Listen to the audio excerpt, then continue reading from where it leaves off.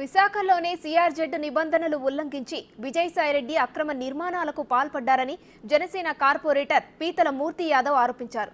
CRZ నిబంధనలు అతిక్రమించి విజయసాయిరెడ్డి కూతురు 7 స్టార్ హోటల్ నిర్మాణానికి యత్నించారన్నారు.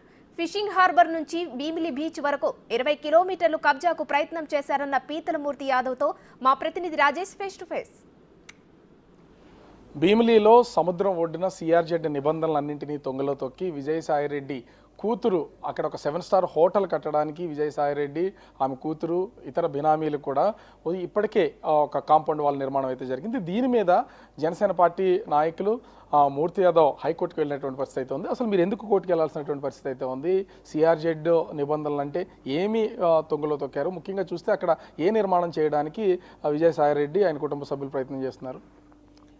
పంచభూతాల్ని దోచేసినటువంటి జగన్మోహన్ రెడ్డి ప్రభుత్వం, జగన్మోహన్ రెడ్డి తొత్తుగా ఉన్నటువంటి విజయసాయిరెడ్డి సాక్షాత్తు తీర ప్రాంతం అంటే సముద్ర తీర ప్రాంతం అంతా కూడా ఏదైతే మన ఫిషింగ్ హార్బర్ దగ్గర నుంచి భీమిలి బీచ్ వరకు 20 కిలోమీటర్ల తీర ప్రాంతాన్ని కబ్జా చేయడానికి ప్రయత్నాలు చేసి అనేకమైనటువంటి వ్యాపార కార్యకలాపాలు కాంక్రీట్ జంగిల్ చేసేసి సిఆర్జెడ్ కోస్తా నియంత్రణ మండలి యొక్క నిబంధనల విరుద్ధంగా అక్కడ చేపడుతున్న పనిలో భాగంగా మరి ముఖ్యంగా భీమిలి దగ్గర ఉన్నటువంటి అక్కడ 7 స్టార్ హోటల్ వాళ్ళ కూతురు పేరు మీద కొన్నటువంటి ఆ భూమి ఏదైతే ఉందో అక్కడ సముద్రం ఆ యొక్క నీరు కూడా ఆ యొక్క సముద్ర తీర ప్రాంతంలో వీళ్ళున్న స్థలంలోకి వచ్చేటువంటి సిఆర్జెడ్ వైలేషన్స్ అక్కడ కాంక్రీట్ జంగల్ చేస్తున్నారని చెప్పి రాష్ట్ర అత్యున్నత న్యాయస్థానాన్ని అంటే జీవీఎంసీ నుంచి ఎటువంటి అనుమతులు తీసుకోకుండా ఎటువంటి సిఆర్జెడ్ క్లియరెన్స్లు లేకుండా ఎన్విరాన్మెంటల్ క్లియరెన్స్లు లేకుండా అక్కడ ఏదైతే తీర ప్రాంత సహజ సిద్ధంగా ఉన్నటువంటి ఇసుక మేటల్లోని కాంక్రీట్ జంగల్ చేసి వీళ్ళు చేస్తున్నటువంటి నిర్మాణాలు ఏవైతే ఉన్నాయో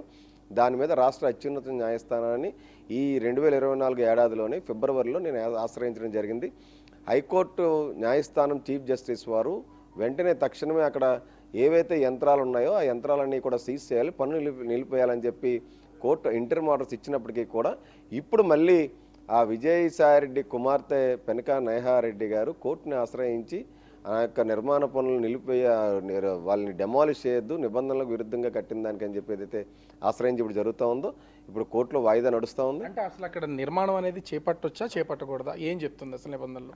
సముద్ర తీర ప్రాంతంలో నిర్మాణాలు చేపట్టాలంటే కోస్తా నియంత్రణ సిఆర్జెడ్ నోటిఫికేషన్ 2019 నోటిఫికేషన్ ప్రకారంగా సిఆర్జెడ్ పర్మిషన్స్ కావాలి, ఎన్విరాన్మెంటల్ క్లియరెన్స్ ఈసీ క్లియరెన్స్ కావాలా. ఈసీ క్లియరెన్స్ లేకుండా సిఆర్జెడ్ వైలేషన్స్ తొంగలో తొక్కేసి జీవీఎంసీకి ప్లాన్ అప్రూవల్ పెట్టకుండా అసలు పూర్తిగా సముద్రాన్ని కాంక్రీట్ జంగల్ చేస్తే ఇంకా తీర ప్రాంతం దేనికి తీర ప్రాంత నియంత్రణ మండలి ఎలాంటి అనుమతులు లేకుండా నిర్మాణాలు జరుపుతున్నప్పుడు ఇక్కడ జీవీఎంసీ అధికారులు కానీ సిఆర్జెడ్కి సంబంధించినటువంటి వాళ్ళు కానీ వీళ్ళందరూ ఏ విధంగా అంటే చూస్తూ ఎలా ఊరుకున్నారు? అసలు వాళ్ళందరూ చూస్తూ ఊరుకున్నారంటే అధికారం ఉంది కదా, మనం ఏదైనా సరే సముద్రంలో కూడా భవనాలు కట్టచ్చు అనేటువంటి యథేచ్ఛగా బరితెగింపుకి విజయసాయిరెడ్డి నిదర్శనం అని చెప్పడానికి ఆ నిర్మాణం ఏదైతే ఉందో దాంట్లో భాగంగానే వాళ్ళ అధికారులు అటుపక్క వెళ్ళకూడదని చెప్పి జీవీఎంసీ బోర్డు పెట్టి మరి అక్కడ నిర్మాణాలు చేపట్టారు. అసలు నిర్మాణాలు చేపట్టింది విజయసాయిరెడ్డి వాళ్ళ కూతురు వాళ్ళకి సంబంధించినటువంటి సంస్థ. అక్కడ జీవీఎంసీ బోర్డు ఏదో పనులు చేపడుతున్నారంటే అటుపక్క ఇంకా అధికారులు ఎవరు వెళ్ళాల్సిన పని లేకుండా అధికారులను అటుపక్క వెళ్ళనివ్వకుండా భయభ్రాంతులు గురి చేసి అక్కడ చేపట్టిన అక్రమ నిర్మాణాలు ఏవైతున్నాయో రాష్ట్ర అత్యున్నత న్యాయస్థానం తీర్పు రాబోతూ ఉంది. ఖచ్చితంగా సిఆర్జెడ్ ఉల్లంఘనలు ఖచ్చితంగా చట్టపరంగా చర్యలు చేపట్టబోతాం. అంటే మీరు వేసినటువంటి ఈ కేసుకు సంబంధించి విజయసాయిరెడ్డి కూతురు మీ పైన ఏ విధమైనటువంటి ఇంప్లీట్కి వెళ్ళారు? అసలు ఇప్పుడు వాళ్ళు స్టేకి వెళ్తే ఇప్పుడు హైకోర్టు వారు నిన్న కేసు హియరింగ్కి వచ్చింది.